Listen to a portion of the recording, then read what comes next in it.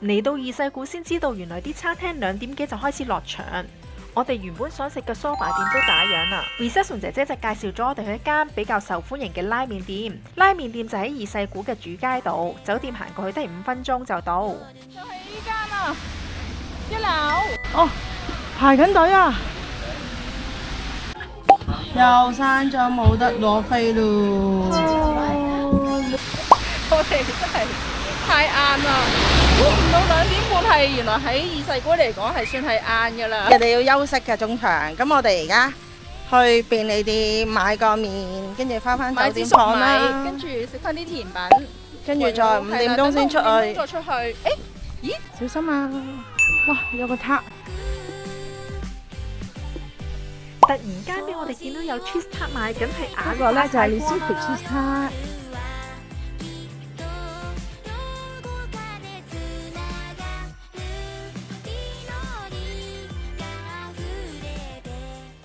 而家試下先，如果佢食咗買多個。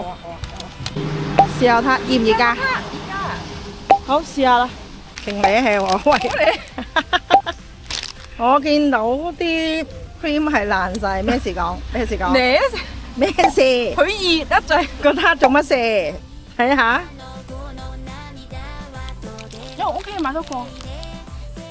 完全冇諗過我哋嘅 lunch 會喺便利店搞掂。我哋仲發現二世古嘅便利店都好大，裏面仲有好多唔同種類嘅嘢買，生果同蔬菜都好新鮮，價錢又唔會話太貴喎。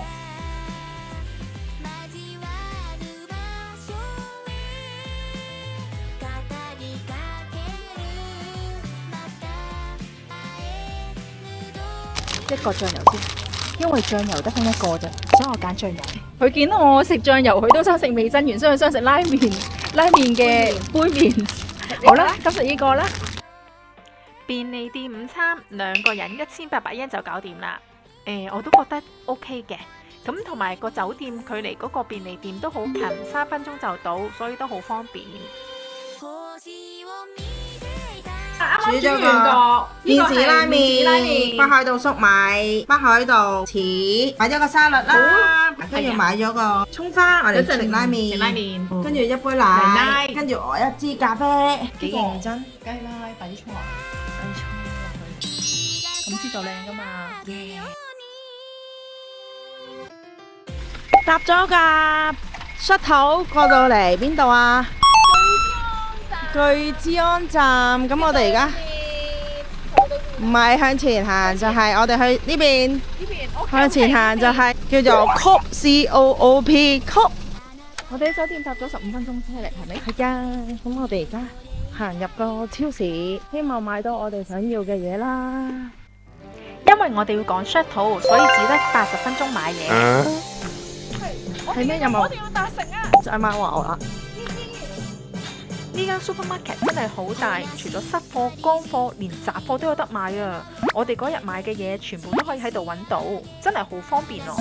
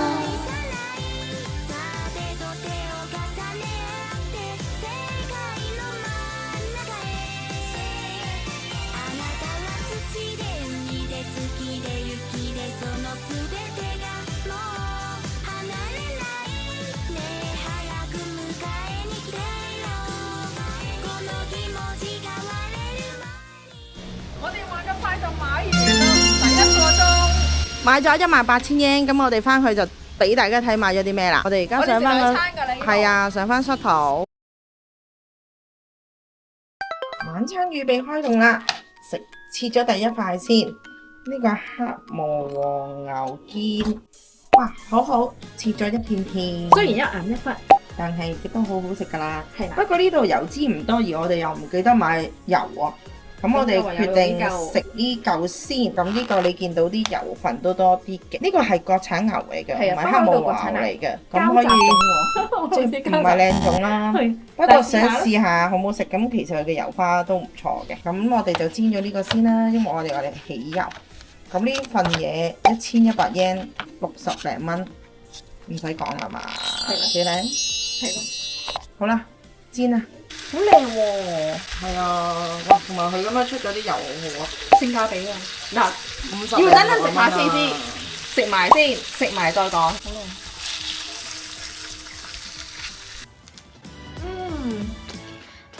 好香啊！佢冇和牛咁肥添啊，但都有好油牛味。香，好有油脂味，但係冇和牛咁肥，好重嘅牛味，係好重牛味，同埋好滑啊！性價比好高啊！呢個我哋要試下黑毛牛肩，睇下邊個味啲係咪？呢個真係要細細塊啦，咁樣包住。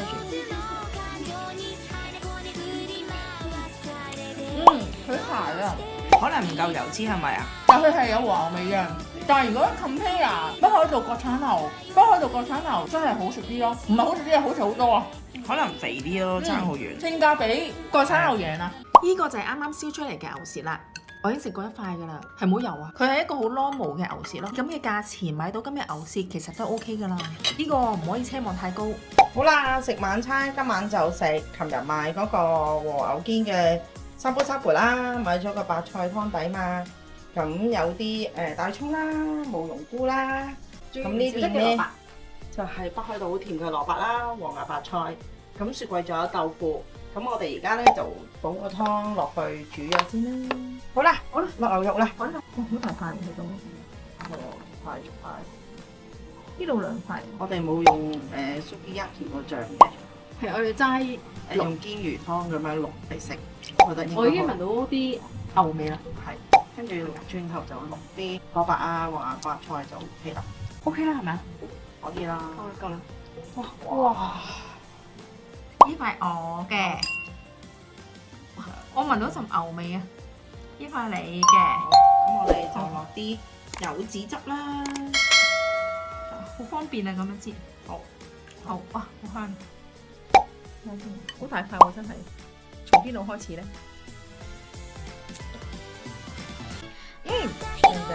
好醬啊！好有牛味啊，好滑！嗱，呢個好滑啊，真係。呢個外國琴日講牛肩啊。就咁加有啲醋就已經好好味啦，係嘛？係啊，好味啊 ！Yes， 繼續食，食嘢，好正啊！跟住就飲一杯限定嘅麥瓜酒，正呢個個樣好香，聞出嚟。好味啊！食完個沙煲，我哋就將啲蔬菜抌晒落去個煲度煮，啲蔬菜吸咗和牛嘅味道，食起嚟又香又甜。仲有個水雲啊，你哋見到一定要買嚟試下，真係好好食噶。我就將個煲裏面嗰啲油撇晒，好清嘅，撇埋其他雜質。咁個煲裏面因為有牛味啦，有蔬菜味啦，所以加埋個水雲呢，就應該好好味啦，做湯底。咁就煮熟佢，咁我可以當一個湯啦。好啦，個水雲湯。我精心炮製嘅水雲湯，好清甜嘅嗰個，試下先。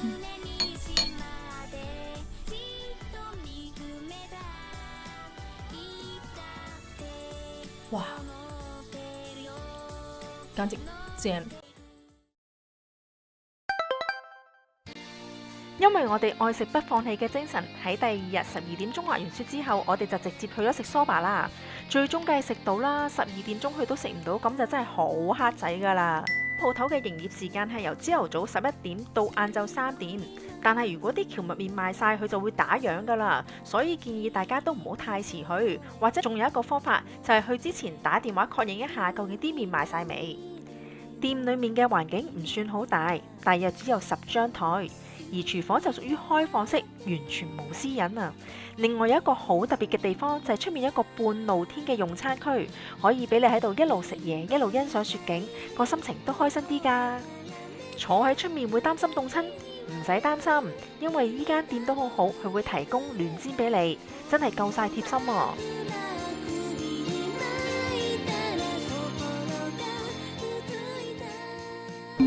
我係滑完雪即刻嚟呢度嘅，好開心啊！好凍啊！出邊係咪好凍啊？真係好凍啊！好凍啊！我哋叫餐牌選擇種類唔多，蕎麥麵淨係得冷同熱兩款。咁為咗考驗我哋嘅耐冷程度，我哋就嗌咗個凍嘅雜錦天婦羅，仲加埋慕容菇同埋竹筍添，咁可以試多啲味道。全部嚟晒啦！筍啊，筍汁啊，菇天婦羅，係。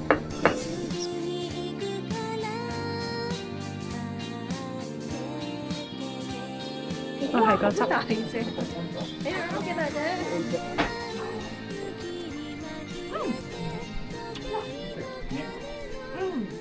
哇，好細噶，好唔好食啊？好爽啊！呢蝦好爽啊！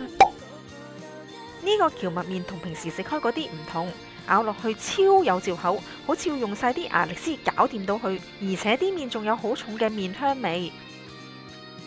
蕎麥麵食完啦，咁咧店員就俾咗個湯我。哇！正統嘅蕎麥麵應該都會附送呢個湯嘅。咁啊，倒落倒去喺度啦個醬汁嗰度啦。湯入面撈埋 wasabi、葱、醬油同蕎麥味，飲落去就好似蕎麥麵嘅精華版，濃縮咗成餐嘅靈魂。就係咁噶啦。係啊，正統嘅蕎麥麵係咁樣噶。好飲喎。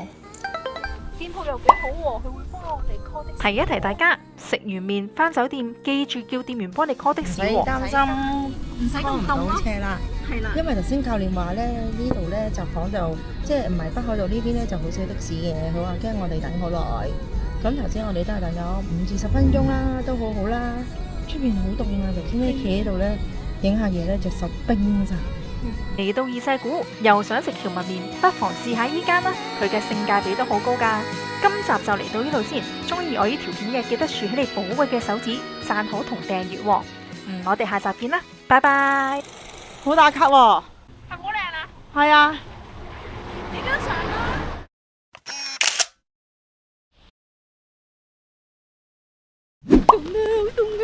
咁你都冇着褸啊？點解你可以唔凍嘅咧？你哋估下？因為佢黐咗好多張暖貼，6張暖貼，張6張你貼係完全唔需要着褸嘅。前面2張，後面4張。係啊，所以好厲害。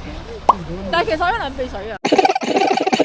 下集我哋會落小樽挑戰我未試過嘅白子，仲會去3個市場狂食海鮮，打卡舊鐵路同行下小樽運河，最後登上天狗山睇埋北海道3大夜景之一嘅日落，真係靚到唔捨得走啊！